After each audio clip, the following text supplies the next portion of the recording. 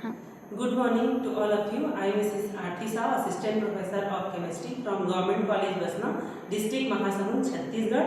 आज हम लोग पढ़ेंगे रेट ऑफ रिएक्शन के बारे में। तो रेट ऑफ रिएक्शन जो है केमिस्ट्री में केमिकल काइनेटिक्स का एक टॉपिक है। सबसे पहले हम ये जान लेते हैं कि केमिकल काइनेटिक्स क्या होता है।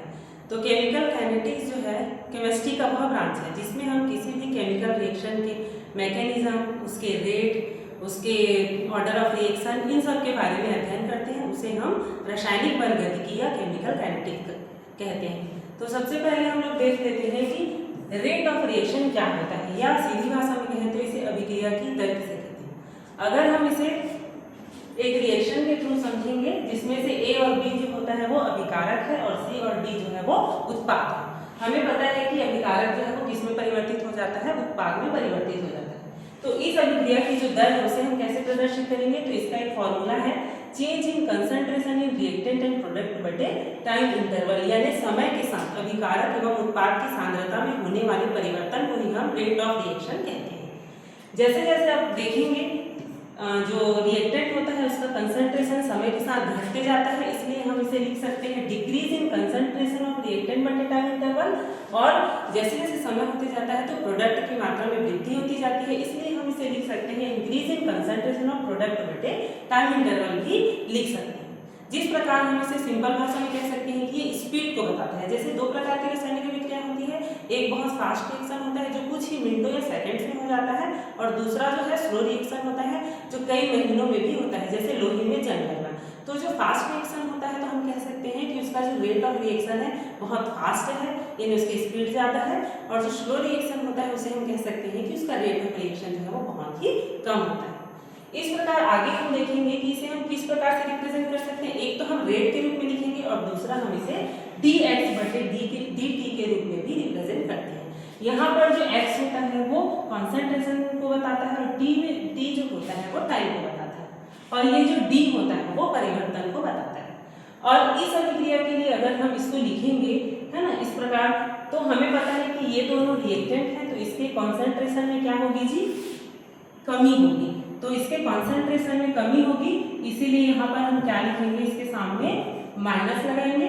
और C और D जो है हमारा प्रोडक्ट है, तो इसके कॉन्सेंट्रेशन में वृद्धि होती है, तो इसके सामने हम प्लस लगाएंगे। और ये जो कैपिटल ब्रैकेट होता है वो कॉन्सेंट्रेशन को डिनोट करता है, और यहाँ पर डेल डेल जो है वो चेंज को प्रदर्शित करता है। अब यहाँ पर एक एग्जाम्पल देख लेते हैं, जैसे अमोनिया का फॉर्मेशन। ये रिएक्शन कुछ इस प्रकार से है। तो अगर हम इसके लिए रेट ऑफ रिएक्शन लिखें तो हम क्या लिख सकते हैं, तो ये हमारा रिएक्टेंट है तो ये हमारा माइनस के फॉर्म में रहेगा, और अमोनिया क्योंकि प्रोडक्ट है तो उसे प्लस के फॉर्म में लिखेंगे। लेकिन यहाँ पर एक चीज और ध्यान देने वाली बात है कि ये सामने में जो नंबर्स होते हैं वो किस चीज को बताते हैं, वो नंबर ऑफ मोल्स को बताते हैं। जैसे यहाँ नाइट्रोजन के सामने कुछ भी नहीं है, मतलब यहाँ पर 1 मोल है नाइट्रोजन का, हाइड्रोजन के सामने 3 है, मतलब 3 मोल ऑफ हाइड्रोजन है, और प्रोडक्ट कितना बन रहा है, 2 है, यानी कि अमोनिया 2 मोल्स ऑफ अमोनिया का यहाँ पर फॉर्मेशन हो रहा है। तो इसका अगर हम रेट लिखें तो क्या लिख सकते हैं, माइनस डेल N2 बटे dt is equal to minus, अब देखिए ये 3 है तो इसको 1/3 लिखेंगे है ना, और यहाँ पर del H2 upon del T is equal to plus, अब यहाँ पर 2 मोल्स है तो इसे हम 1/2 लिखेंगे, और del ammonia upon del T. अब नाइट्रोजन के सामने कुछ नहीं है, मतलब क्या है, 1 है, और 1 मॉलिक्यूल्स को हम 1/1 ऐसा नहीं लिखेंगे क्योंकि उसका मतलब तो 1 ही होता है। तो इस प्रकार हम इसको लिख सकते हैं। एक और एग्जांपल अगर हम लें, जैसे कि कार्बन डाइऑक्साइड का बनना, कार्बन और ऑक्सीजन मिलकर बनाते हैं CO2। यहाँ पर अगर हम इसका रेट लिखेंगे तो हम किस प्रकार से लिख सकते हैं, देखिए यहाँ पर कुछ नहीं है, मतलब 1 मोल्स है, तो यहाँ पर डेल हो जाएगा C अपॉन डेल T। यहाँ पर भी आपका 1 मोल्स है, लेकिन ये किस में रहेगा, माइनस में, और यहाँ पर हो जाएगा माइनस डेल O2 बटा del T is equal to, ये प्रोडक्ट है तो प्रोडक्ट है तो प्लस में रहेगा, यहाँ पर भी 1 मोल्स है तो डेल CO2 बटा डेल T। तो इस प्रकार हम किसी भी रासायनिक अभिक्रिया की रेट को हम आसानी से लिख सकते हैं। इसके पश्चात हम लोग देखेंगे ग्राफ। ग्राफ प्लॉट करें कॉन्सेंट्रेशन और टाइम के बीच में, टाइम को हम लेते हैं एक्स एक्सिस में और कॉन्सेंट्रेशन को हम लोग लेते हैं वाई एक्सिस में। तो रिएक्टेंट की अगर हम बात करें तो हमें पता है कि जो रिएक्टेंट है वो समय के साथ क्या होते जाता है, उसका कॉन्सेंट्रेशन डिक्रीज होते जाता है। तो मान लो कि इसका कॉन्सेंट्रेशन पहले 100% रहेगा, ठीक है, जीरो टाइम पे मतलब जब अभिक्रिया स्टार्ट नहीं हुई है। फिर 5 मिनट 10 15 20 ऐसा जैसे जैसे टाइम जो है वो बढ़ते जाएगा तो इसका कॉन्सेंट्रेशन भी जो है वो धीरे धीरे क्या होते जाएगा, कम होते जाएगा, यानी डिक्रीज होते जाएगा।